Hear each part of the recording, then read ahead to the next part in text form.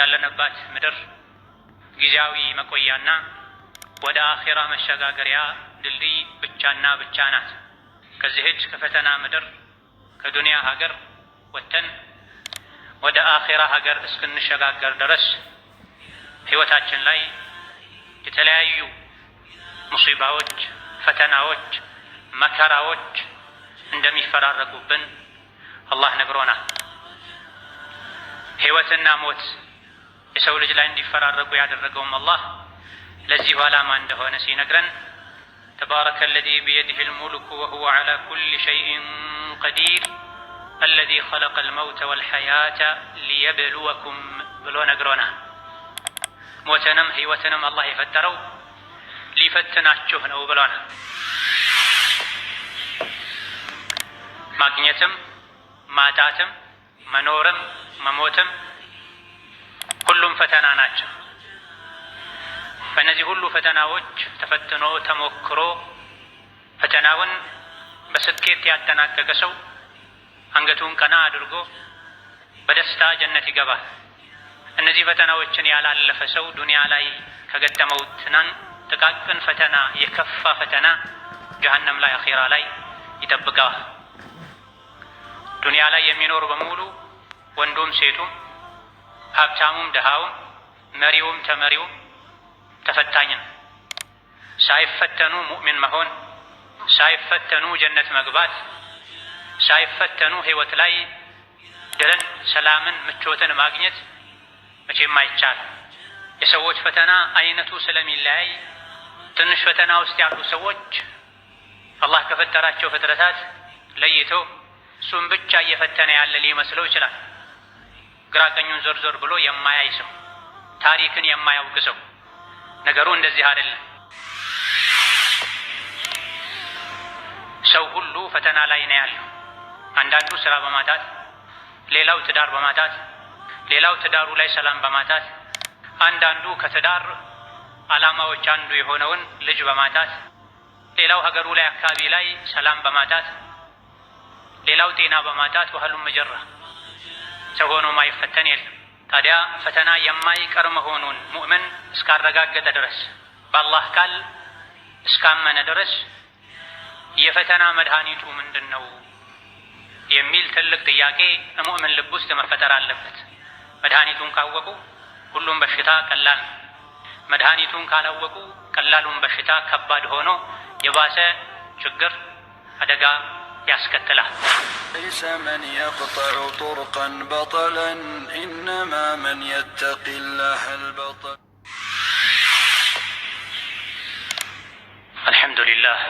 الحمد لله الصبور الشكور وأشهد أن لا إله إلا الله وحده لا شريك له إليه ترجع الأمور وأشهد أن محمدا عبده ورسوله البشير النذير صلى الله عليه وعلى آله وأصحابه والتابعين له بإحسان إلى يوم النشور وسلم تسليما كثيرا. أما بعد أوصيكم ونفسي بتقوى الله يا عباد الله.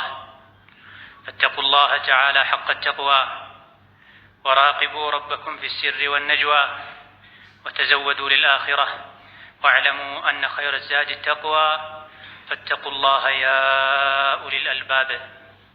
يا الله باروچوي الله ያዛችሁን በመታዘዝ የከለከላችሁን በመከልከል ሁሌም በሁሉም ጉዳይ ላይ በሁሉም ቦታ ላይ አላህን የሚገባውን ፈራቻ ፍሩት። ለአኺራችሁ ስንቅ ያዙ። ከስንቆች ሁሉ በላጭ ስንቅ አላህን መፍራት ነው። የአላህ ባሮች ሆይ ያለንባት ምድር ጊዜያዊ መቆያና ወደ አኺራ መሸጋገሪያ ድልድይ ብቻና ብቻ ናት።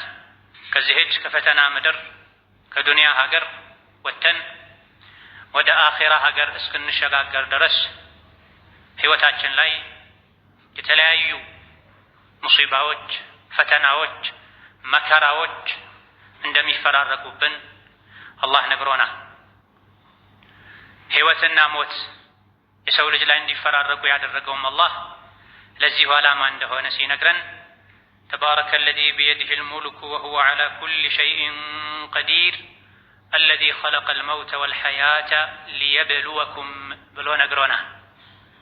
ሞትንም ህይወትንም አላህ የፈጠረው ሊፈትናችሁ ነው ብሎናል።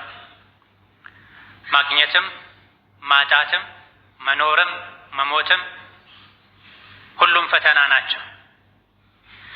በእነዚህ ሁሉ ፈተናዎች ተፈትኖ ተሞክሮ ፈተናውን በስኬት ያጠናቀቀ ሰው አንገቱን ቀና አድርጎ በደስታ ጀነት ይገባል። እነዚህ ፈተናዎችን ያላለፈ ሰው ዱንያ ላይ ከገጠመው ጥቃቅን ፈተና የከፋ ፈተና ጀሀነም ላይ አኺራ ላይ ይጠብቀዋል። ዱንያ ላይ የሚኖር በሙሉ ወንዱም ሴቱም ሀብታሙም ደሃውም መሪውም ተመሪውም ተፈታኝ ነው። ሳይፈተኑ ሙእሚን መሆን፣ ሳይፈተኑ ጀነት መግባት፣ ሳይፈተኑ ህይወት ላይ ድልን፣ ሰላምን፣ ምቾትን ማግኘት መቼም አይቻልም። የሰዎች ፈተና አይነቱ ስለሚለያይ ትንሽ ፈተና ውስጥ ያሉ ሰዎች አላህ ከፈጠራቸው ፍጥረታት ለይቶ እሱን ብቻ እየፈተነ ያለ ሊመስለው ይችላል። ግራ ቀኙን ዞር ዞር ብሎ የማያይ ሰው፣ ታሪክን የማያውቅ ሰው። ነገሩ እንደዚህ አይደለም። እውነታው ሰው ሁሉ ፈተና ላይ ነው ያለው። አንዳንዱ ስራ በማጣት፣ ሌላው ትዳር በማጣት፣ ሌላው ትዳሩ ላይ ሰላም በማጣት፣ አንዳንዱ ከትዳር ዓላማዎች አንዱ የሆነውን ልጅ በማጣት።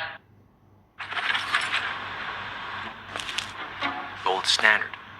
Gold dust. Pot of gold. Solid gold. You're worth your weight in gold. Golden boy, golden girl, golden goose, golden egg, golden age, golden ticket, golden opportunity. Is it just me or is there some kind of clue here?